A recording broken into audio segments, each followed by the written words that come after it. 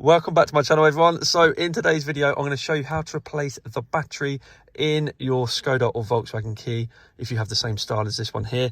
Now, there's only a couple things you need. The first thing is a terminal screwdriver like so, a flat-headed one. And the second thing is a nice new battery, which is a CR2032. I'll leave a link in the description for one of these. Now, the first thing we're going to do is push this button here and slide this key out. I bet you didn't know that come out, did you? Locate where the badge is here, put the key in and just prise the cover off like so.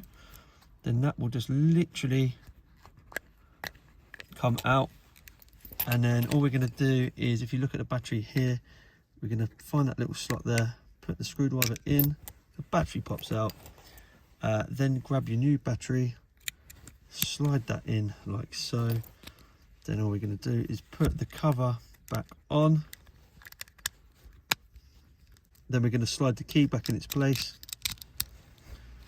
Press the lock button and you can see that's working. All done.